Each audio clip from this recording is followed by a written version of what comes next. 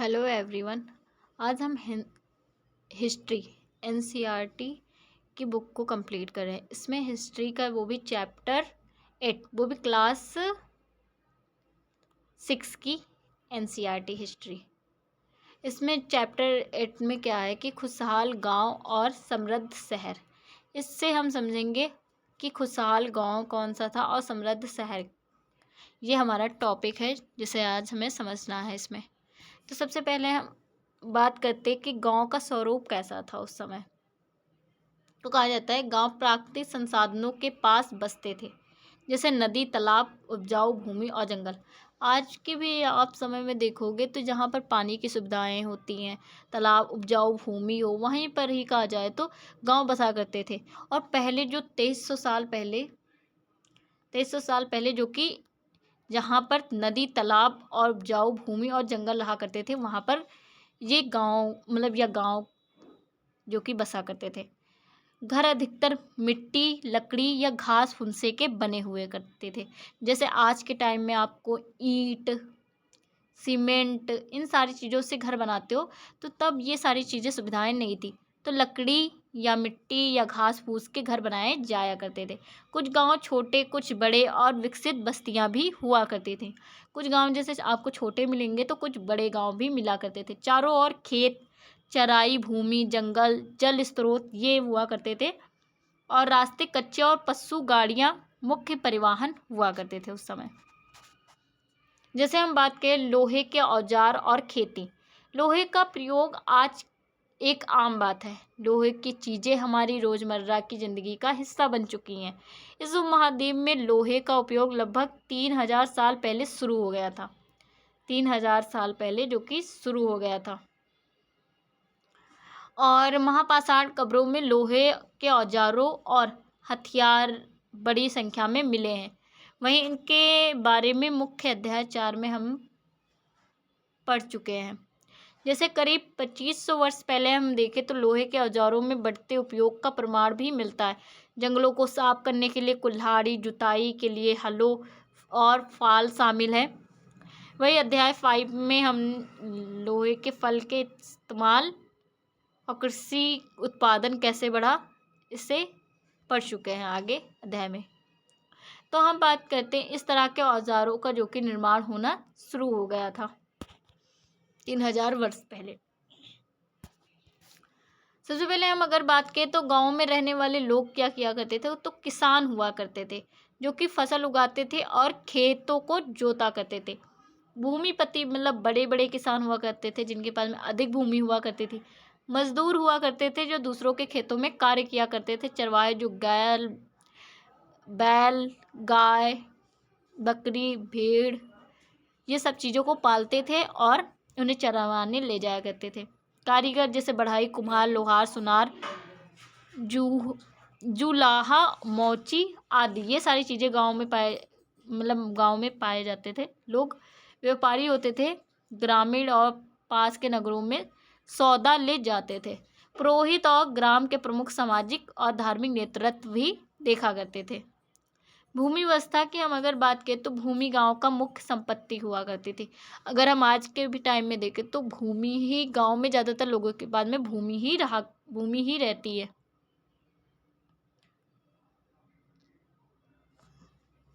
और बड़े भू स्वामित्व के खेतों में मजदूर काम किया करते थे। फसल का हिस्सा जो कि टैक्स के रूप में राजा या राज्य को जाया करता था और सिंचाई वाली भूमि अधिक महत्वपूर्ण समझी जाती थी।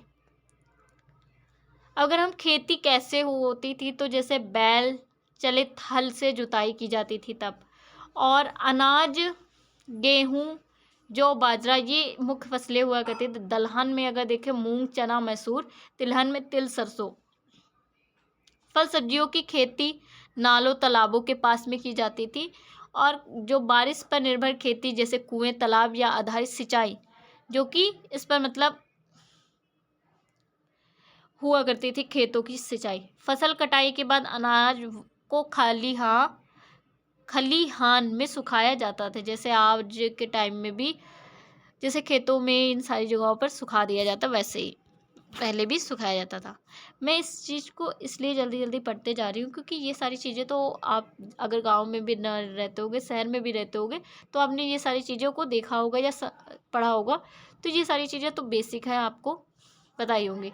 तो पशुपालन का महत्व क्या था कि गाय और जो भैंस है, इनका जो कि दूध और घी या कृषि कार्य में हुआ करता था।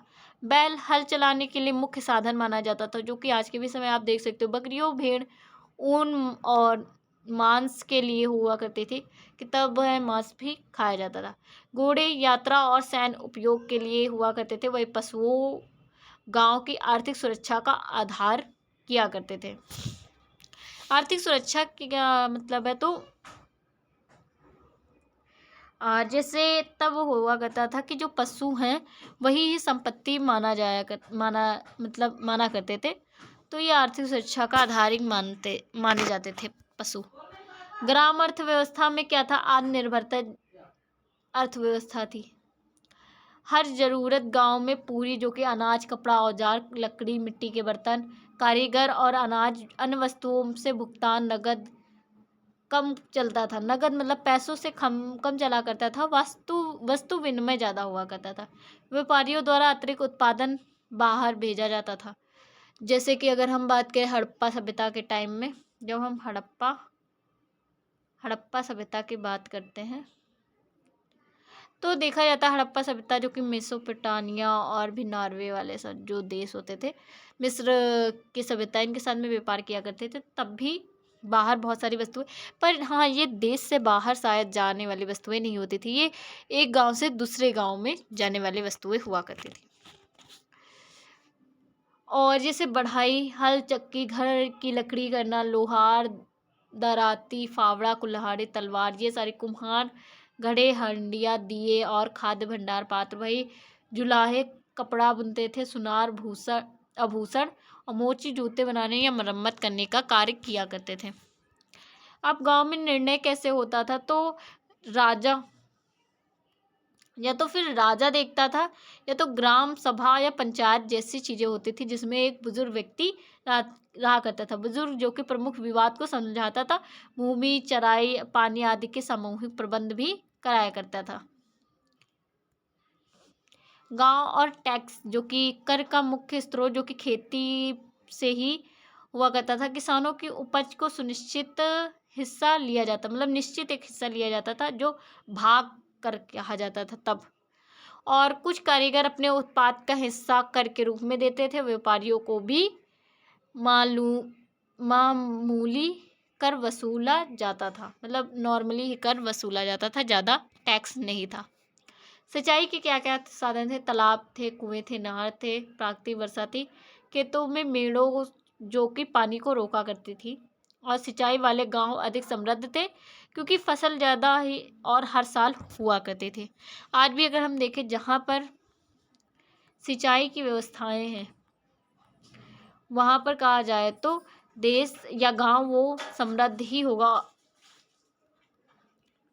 फिर अगर हम बात करें तो सामाजिक जीवन क्या था इन लोगों का, तो त्यौहार, फसलों से जुड़े जैसे होली, दीपावली, ये सारी उत्सव, विवाह, जन्म, मृत्यु, संस्कार सामुदायिक रूप से हुआ करते थे। मेलों, हाट बाजारों का सामान आदान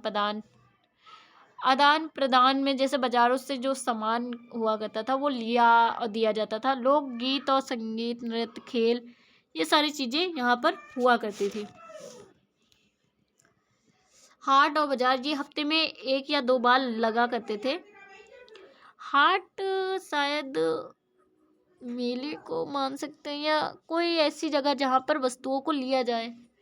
किसान, कारीगर और व्यापारी एक जगह इकट्ठा हुआ करते थे। अनाज, सब्जी, कपड़ा, औजार और पशु पक्षी, लकड़ियाँ आदि की खरीद फरोख्त, मतलब जो किसान और कारीगर हैं और जो व्यापारी हैं, ये एक जगह पर इकट्ठा हुआ करते थे। और जैसे आज के टाइम में आप देखो तो कोई भी अमीर है चाहे गरीब, जैसे बाज़ार में इकट्ठा हुआ करते हैं ना, चाहे वो व्यापारी हो, चाहे वो कहा जाए कारीगर हो, कुछ कोई भी जगह का हो, तो जैसे एक जगह पर इकट्ठा हुआ करते थे, तो तब वो बाज़ार या हाट हुआ करती थी, यहाँ पर सब लोग इकट्ठा हुआ करते थे। शिक्षा और ज्ञान की बात करें तो गुरुकुल और पाठशाला गांव के पास के नगर में ही हुआ करती थी तब। बच्चों में कृषि, पशुपालन, कारीगर, नैतिकता, गणित आदि भी सीखा जाता था। ज़्यादातर ज्ञान परिवार और समुदाय से सीधे कार्य में मिलता रहता था। मतलब सीधे घर से ही मिला करता था। जैसे अब आपके पिता आपको समझाए और आप वही ज्ञान जो कि अपने पुत्रों को समझाए। खेती करना और भी बहुत सारी चीज़ें, क्योंकि तब तो नौकरी पाना होता नहीं था, तो इस वजह से ये देखा जाता था। खेतों के चारों ओर वृक्ष हुआ करते थे, तालाबों से जल संचय हुआ करता था। गांव जो कि जंगल गांव को लकड़ी, फल, औषधि या चारा दिया करता था। जो जंगल होता है, आज भी हम बात करें तो जंगल जो कि बहुत कुछ देता है, तो तब भी लकड़ी, फल और औषधि, ये चारा, ये सारी चीज़ें प्राप्त किया करते थे जंगलों से। लोग प्रकृति से जुड़ा जीवन जीते थे और इसी कारण गांव समृद्ध भी माने जाते थे।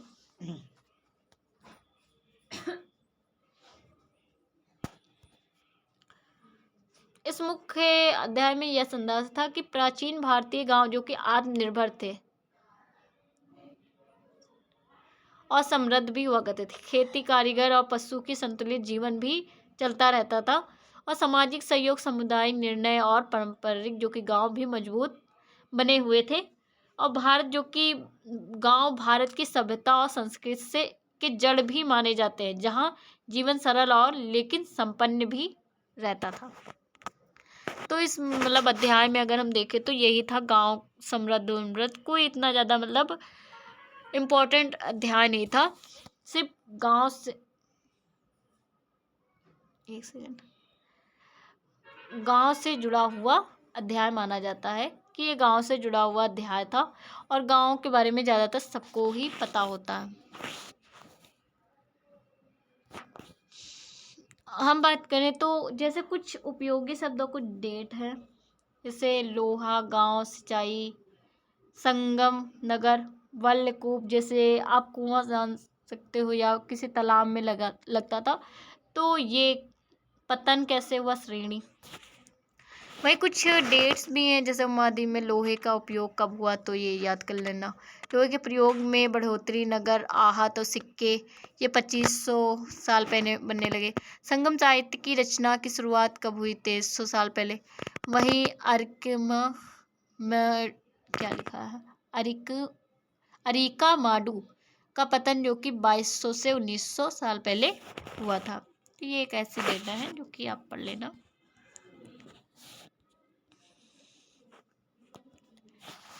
Thank you for watching.